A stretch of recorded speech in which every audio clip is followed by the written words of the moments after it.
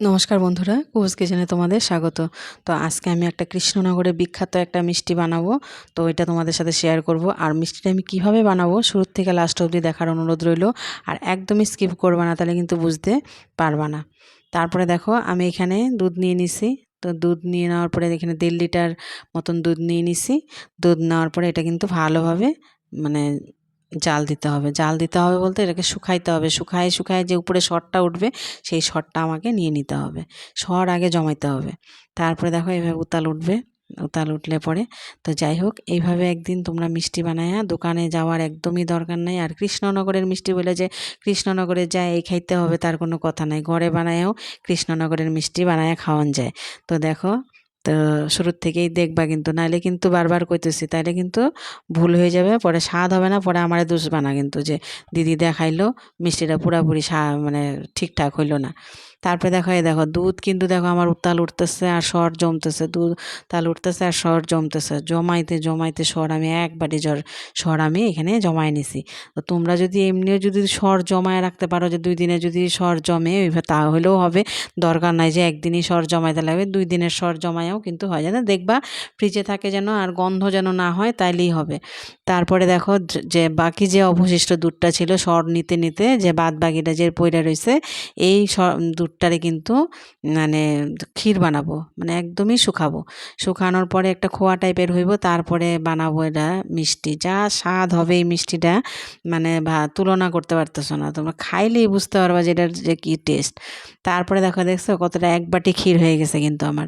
তো এখন ক্ষীরটা নরম আছে, তো এটাও সেট হইতে দিব, সরটাও সেট হইতে দিব। ফ্রিজের মধ্যে কমসে কম 2 ঘন্টা আমার লাগবে ওইটা সেট করতে। তো 2 ঘন্টার মতন এটা আমি ফ্রিজে ঢুকায় দিব। তো অবশ্যই একবার ঘরে ট্রাই করো, ট্রাই করে বানায় খাইও। খাওয়ার পরে আমার কমেন্টে জানাবা যে মিষ্টিটা কেমন খাইলা। তো যাই হোক, দেখো এখানে আমি নিয়ে নিছি, দরকার না বেশি কিছু, দরকার নাই মিষ্টিটা বানানোর লেগে। দেখলাই সর জমায় নিছিলাম 1 বাটি, খোয়া বানায় নিছি 1 বাটি। তারপরে এক্সট্রা লাগবে আমার গুঁড়া দুধ আর চিনি, আর লাগবে হলো একটু ময়দা। আর বেশি কিছু দরকার নেই। আর লাগবে একটু বেকিং সোডা। বেকিং সোডাটা তোমরা যদি দাও তাহলে কি একটা কি মানে জিনিসটা ফুলবে ভালো আর নরম হবে, যে এইটাই যা। আর যদি হাতের কাছে না থাকে, দরকার নাই বেকিং সোডার, এমনি বানাতে পারো। স্বাদে হেরফের নাই, স্বাদ একটাই হবে, স্বাদ একদম 1 নাম্বার স্বাদেই তোমরা পাইবা কিন্তু। তারপরে দেখো সে আমি এখানে নিয়ে নিছি ওই সরটা ঢাইলে নিছি, তারপরে খোয়াটাও ঢাইলে নিব, তারপরে নিয়ে নিছি চিনিটা। চিনিটা আন্দাজ মতন দিব, কেন কি বেশি যাতে মিষ্টি না হয়ে যায়। অলরেডি আমি শিরা বানাবো এই মিষ্টিটার লেগে। তো এর জন্য অল্প একটু আগে চিনি দিয়ে, যাতে ভিতরে একটু কামড়ে পড়লে একটু মিষ্টি মিষ্টি ভাব লাগে। তো মিষ্টিটা খাইতে বেশি ভালোবাসি, তো তাই।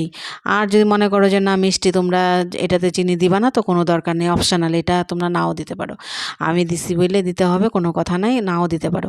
তারপরে ভালোভাবে কিন্তু এটাকে কচলাইতে হবে। কচলায় কচলায় একদমই মানে মেল্ট হয়ে যাবে সব একসাথে। তারপরে দিয়ে দিবা কিন্তু 2 চামচের মতন ঘি।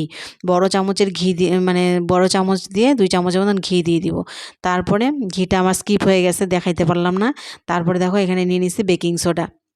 বেকিং সোডা দিয়ে যে খোয়ার যে দানা দানা বা গুটি গুটি ছিল ফ্রিজের মধ্যে, যে রাখছি বলে একটু গুটি গুটি হয়েছে, তো ওইগুলো সব একদম ভালো করে মাখতে হবে, কোনো রকম যেন দানা ফানা না থাকে।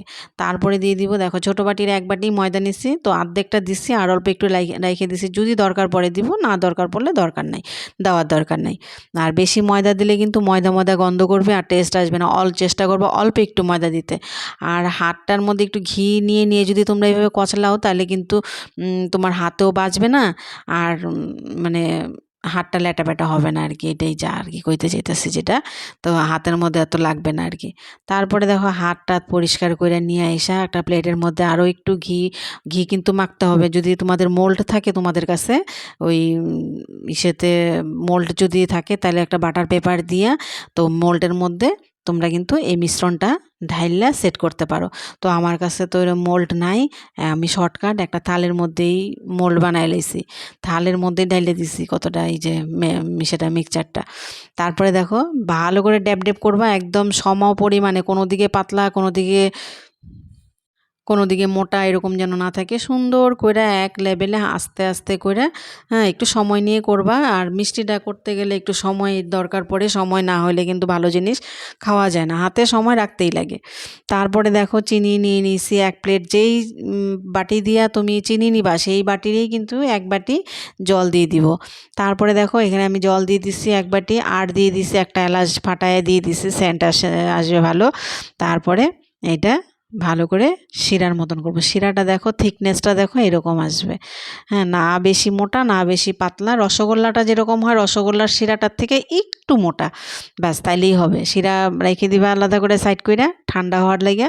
আর এদিকে যে আমি সেট হইতে দিছি, এমনই সেট হয়েছে, প্লেট খালি দৌড়ায় জায়গা এদিক এদিক, হ্যাঁ, বাইগা জায়গা।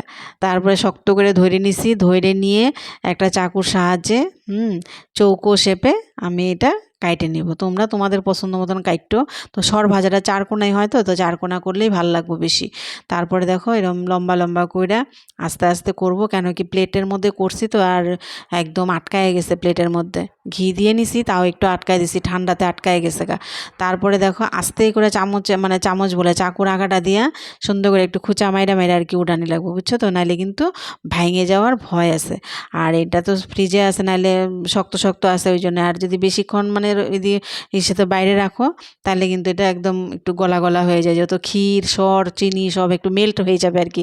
তো ওই জন্যই বাইর করে কিন্তু রাখবা না, রাখা সাথে সাথে বের করবা, সাথে সাথে বের করার সাথে সাথে কাইটে নিবা, কাইটে নিয়েই সাথে সাথেই ফ্রাই। তারপরে দেখো একটা একটা করে আমি সম্পূর্ণটা ভালো করে এই যে চাকুরের আগার দিয়া খুচায় খুচায় বাইর করে, তারপরে দেখো এখানে দিয়ে দিছি, যতটা ঘি দিছি ততটাই কিন্তু আমি সাদা তেল দিছি। আর তোমরা যদি শুধু ঘিতে ভাজতে পারো তাহলে তো কোনো কথাই নেই, আরও টেস্ট। তাহলে এই যে এইভাবে মানে গোল্ডেন কালারের মতন সুন্দর করে ভাইজা নিবা। আর আঁচটা একদম মিডিয়াম রাখবা, মানে লো রাখা যাবে না, কেন কি তাহলে একটু দেরি হয়ে যাবে। আর এই তোমার মানে মিডিয়াম ইসেতে রাখবা, হ্যাঁ, মিডিয়াম ফ্লেমে ওই আঁচটা রাখবা, তাহলে দেখবা যে সুন্দরভাবে ভাজা হয়ে যাবে, ভিতরে কাঁচা থাকবে না।